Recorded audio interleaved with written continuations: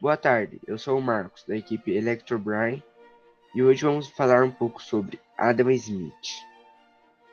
O escocês Adam Smith nasceu em 1723. Ele estudou na Universidade de Oxford, na Inglaterra, e ele é considerado o pai do liberalismo econômico, ou seja, do capitalismo em sua forma mais pura. Criticava o mercantilismo e defendia uma economia livre de interferência do Estado. A este caberia criar e manter instituições públicas como a justiça, contribuir às obras públicas e cuidar da defesa nacional. Sua teoria está contida em sua obra A Investigação sobre a natureza e as causas da riqueza das nações, que foi publicada em 1777, em plena Revolução Industrial. Ela é um marco da história da economia e serviu de fundamento teórico para a expansão do capitalismo industrial. Barganha e interesse próprio. Os conceitos da barganha e interesse próprio que ele explorou é a possibilidade de diferentes tipos de acordos e interesses, como o interesse comum, em apelo recorrente para os filósofos. Seus textos são também importantes porque dão uma forma mais geral e abstrata da ideia da sociedade comercial. Ele acreditava que isso se confirma pela observação social e, de modo geral, sua abordagem não deixa de ser empírica. Num de seus mais famosos debates sobre psicologia da barganha, ele sustentou o movimento inicial mais comum na barganha, é o lado de instigar o outro. A melhor maneira de conseguir o que você quer é me dar o que eu quero. Adam Smith afirma que a troca de objetos úteis é uma característica distintamente humana. Ele notou que cães nunca são observados trocando ossos, e que, se um animal deseja obter algo, a única maneira pela qual pode conseguir isso é conquistando o favor daqueles cujos préstimos ele necessita. Os humanos também podem desse tipo de adulação ou atenção servil, mas não podem recorrer a isso quando precisam de ajuda, porque a vida exige cooperação, assistência de um grande número de pessoas. Por exemplo, para alguém permanecer confortável numa pousada por uma noite, mobilizam-se muitas pessoas para cozinhar, arrumar o quarto e assim por diante. Pessoas cujo serviço não depende apenas da boa vontade. Por essa razão, o homem é um animal que realiza barganhas, e a barganha é realizada ao se propor um trato que atenda ao interesse do próprio de ambas as partes. A divisão do trabalho. Em sua explanação sobre o surgimento das economias de mercado, Adam Smith argumentou que nossa capacidade de fazer barganhas colocou ao fim da antiga exigência universal de que toda pessoa, ou pelo menos toda família, fosse economicamente autossuficiente. A barganha tornou possível que nos concentrássemos em produzir cada vez menos bens, até finalmente produzir um único bem, ou oferecer um único serviço, trocando pelo que quer que precisássemos. O processo foi modificado radicalmente pela invenção do dinheiro, que aboliu a necessidade de permutas.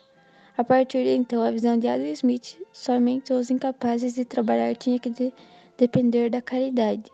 Todo o resto poderia ir ao mercado trocar seu trabalho, ou o dinheiro ganho por meio do trabalho, por produtos de trabalhos de outras pessoas. A eliminação da necessidade de autossuficiência produtiva levou ao surgimento de pessoas com um conjunto particular de habilidades, como o pedreiro ou o carpinteiro. E depois que Adam Smith chamou a divisão de trabalho entre as pessoas, esse é o termo de Adam Smith para a especialização por meio de qual o indivíduo não busca apenas um tipo único de trabalho, mas realiza uma tarefa particular em um trabalho que é compartilhado por várias pessoas. Adam Smith ilustrou a importância da especialização do início da a riqueza das nações, mostrando com que a produção de um simples alfinete de metal é radicalmente transformada. Com a adoção do sistema fabril, um homem trabalhando sozinho encontraria dificuldade para produzir 20 alfinetes perfeitos em um dia. Já um grupo de 10 homens encarregados de diferentes tarefas, esticar o arame, endireitá-lo, cortá-lo e afiá-lo, para uni-lo em uma cabeça. Era capaz, na época de Adam Smith, de produzir mais de 48 mil alfinetes por dia. Adam Smith estava impressionado com os grandes saltos da produtividade de trabalho durante a Revolução Industrial, devido aos trabalhadores dotados de equipamentos muito melhores e muitas vezes a máquina substituindo o homem. O trabalho não especializado não podia sobreviver em tal sistema, e até os filósofos começaram a se especializar com vários ramos em suas áreas, como lógica, ética, epistemologia e metafísica. Com a divisão do trabalho, aumenta a produtividade e torna possível que todos se candidatem a algum tipo de tarefa. Smith argumentou que ela pode levar a riqueza universal numa sociedade bem ordenada. De fato, ele dizia que em condições de perfeita liberdade, o mercado pode levar a um estado de perfeita igualdade, em que todo mundo é livre para buscar seu próprio interesse, desde que esteja de acordo com as leis da justiça. Por igualdade, Adam Smith se referia à equidade de oportunidades, mas à igualdade de condições. Em outras palavras, seu objetivo era a criação de uma sociedade não dividida pela competição, mas unida pela barganha baseada no mútuo interesse próprio. A questão dele, portanto, não é que as pessoas devem ter liberdade só porque a merecem. Seu argumento é que a sociedade como um todo se beneficia como os indivíduos perseguem seus próprios interesses. A mão invisível do mercado, com suas leis naturais de oferta e procura, regularia a quantidade de bens disponíveis e os avaliaria de maneira muito mais eficiente do que qualquer governo. Essas leis são naturais porque, para ele, assim como o universo possui suas leis universais e imutáveis, o mercado também tem suas leis naturais, e são elas que regulam a economia. A economia é a ciência que estuda a criação e distribuição das riquezas limitadas tiradas da natureza. Quando existe muito produto ofertado no mercado, ele se torna abundante e seu preço tende a cair. Quando existe muita procura por um produto, o seu preço tende a aumentar. Isso se aplica a tudo, são as leis universais e imutáveis do mercado. Mas quando se chega ao extremo da procura por um produto ser tão grande que leva o preço às alturas, ou quando a oferta é tão grande que o preço do produto fique muito pequeno, então, diz Adam Smith, entre a ação em mão invisível do mercado para equilibrar a situação e o mercado se autorregular. No primeiro caso, em que a procura é maior que a oferta, o preço aumenta e exatamente por causa da alta do preço, a procuração diminui e o preço cai. No segundo caso, em que a oferta é muito grande, o preço diminui e exatamente por causa da diminuição do preço, a produção diminui, que não compensa produzir para vender muito barato. Então, a oferta diminui e os preços aumentam. Nos dois casos, a mão invisível do mercado regulou, equilibrou a oferta e a procura. E isso fez sem nenhuma necessidade de interferência do Estado, do governo, na economia. Em tal sociedade, um governo pode limitar-se a desempenhar apenas funções essenciais, como garantir a defesa, a justiça criminal e a educação, e, consequentemente, as taxas e os impostos podem ser reduzidos. Assim como a barganha floresce dentro de limites nacionais, pode florescer também além deles, levando ao comércio internacional.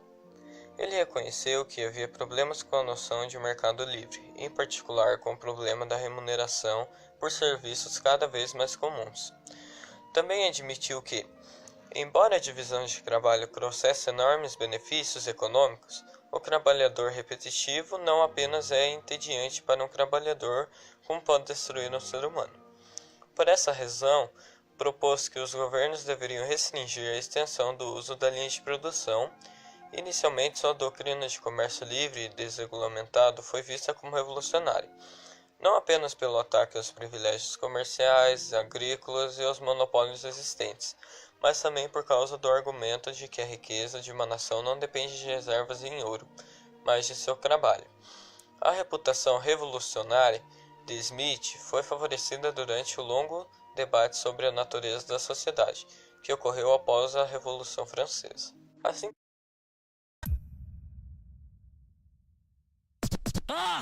Seguro o retorno dos moleques ZK 01103, que conexão sinistra. O HB20 é brabo, desbaratina na pista.